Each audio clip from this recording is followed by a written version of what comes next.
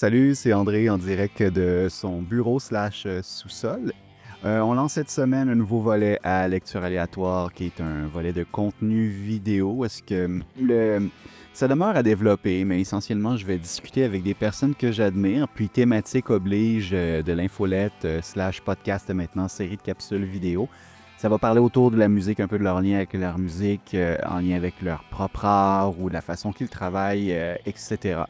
Je commence avec un cobaye de choix, un ancien collaborateur du temps que Lecture aléatoire s'appelait Disque dur, Stéphane Plante. Stéphane Plante est journaliste, il est aussi musicien et scripteur et humoriste. Et avec Mario Bélanger, ils forment un projet qui s'appelle Émotion Rock.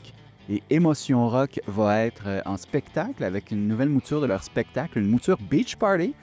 C'est je regarde mes notes, le 21 juin à 21h30 au cabaret de Curiosité. C'est dans le cadre du spectacle du Festival d'humour Minifest. Alors, j'ai été chez Stéphane un samedi matin, beaucoup trop tôt, pour discuter de Émotion Rock. Et aussi, Stéphane et Mario nous ont fait quelques suggestions musicales qui suscitent en eux des émotions, justement, thématiques. Télésino, s'il te plaît? Oh, comment on s'est rencontrés? C'est une bonne question. T'enseignais à l'école de l'humour? Ouais, j'enseigne au cours récréatif. Peut-être qu'on s'est croisés là, mais c'est surtout au cabaret des auteurs du dimanche. Ouais, surtout. Mais c'est vrai que quand je suis arrivé au cabaret des auteurs du dimanche, là, c'est sûr, on faisait un sketch par semaine ensemble. Oui, puis on faisait un peu de musique aussi, en lien avec le thème, parce qu'il y avait un thème à chaque semaine. Après ça, on s'est recroisés, puis... On continue à écrire ensemble beaucoup. La genèse d'Émotion Rock, c'est parce que j'écrivais, Mario fait plus de shows. Moi, j'en faisais un peu. Mais j'écrivais des fois pour Mario, pour ses numéros à lui, puis un peu les miens. Puis à un moment donné, il m'a dit « Je suis surpris que tu n'abordes pas plus la musique dans tes stand-up. » Parce que c'est vrai, je faisais du stand-up, mais je voulais pas trop commettre. Je parlais pas tant de moi que ça. Je traitais de sujets variés. Et là, c'est là Mario il a fait « Pourquoi tu parles pas plus de musique? » Puis j'ai fait « Ouais, c'est vrai. » Puis j'avais pas d'excuses, j'avais pas de... Et ça nous a mené au Minifest. Parce que quel cadre idéal pour dire « Ok, ben... On présente un show d'1 heure, mais on a le contrôle, c'est notre thème. Tu sais, c'est plus simple que d'aller tester ça dans un bar où tout le monde fait du stand-up plus régulier, pas d'arriver nous autres avec des jokes sur le rock des années 80, entre autres. Là. Ben, c'est sûr que la musique, c'est un lien bien fort entre nous aussi, parce que moi, j'étais un grand amateur de rock aussi. Puis j'ai Mario Rock Band, ça c'est mon petit band de rock. Puis justement, dans le premier spectacle d'Émotion Rock, on avait... quelques extraits avec mon guitariste, fait qu'on chantait aussi, puis bref. C'est ça, ben, Émotion et rock, ben, oui. C'est nous deux, là, c'est quelque part. C'est piqué à mon oncle Serge, quand même. Oui, il faut le dire. Oui, parce que c'est la chanson 13 juin 2003, la célèbre chanson sur le célèbre passage de The Osbourne au Quai des Brumes, il a fait une tonne là-dessus, et à la fin, il dit « Émotion rock ».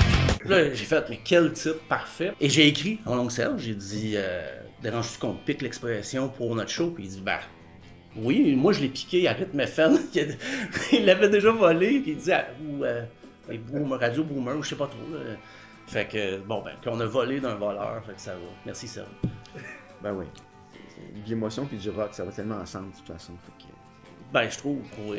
Il y a aussi, c'est un peu de rire du fait que le rock, est-ce que le rock est mort? On en parlait surtout le premier spectacle, on en parlait plus, on avait une bite là-dessus, on riait un peu de cette perception-là.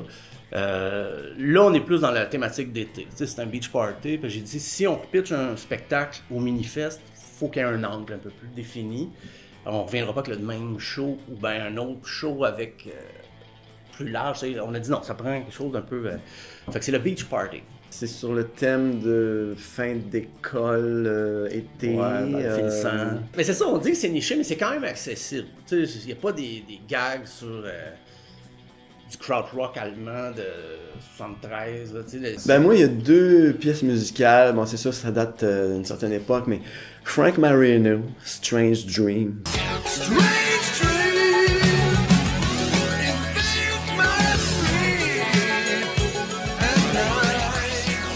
Pour moi, c'est vraiment une bonne tune. Vous irez écouter ça. Sinon, Unchained de Van Halen.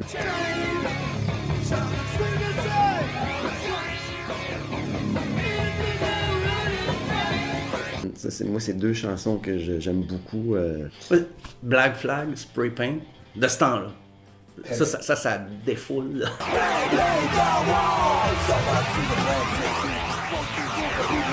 New Rose des Damned. Ça, c'est aussi, là, c'est une tune qui défoule. C'est un premier single punk en 76. Puis j'ai vu, moi, Elephant Stone en première partie de Mercury Rev. Puis c'était vraiment bon. Elephant Stone, je connaissais pas. C'était mon dernier show pré-pandémique. Mais une tune qui défoule, mais pas tant pour la musique, c'est Georges Brassens, Le temps ne fait rien à l'affaire. Quand on est con, on est con. Quand je vois du monde s'obstiner sur Facebook, le monde se traiter de woke ou de milléniaux, de X ou de boomer. Puis là, j'écoute cette tune-là, Le temps ne fait rien à l'affaire. Quand on est con, l'âge change pas. C'est ça, c'est une petite chanson pleine de bonhomie, mais je trouve que ça défoule, le propos est tellement juste.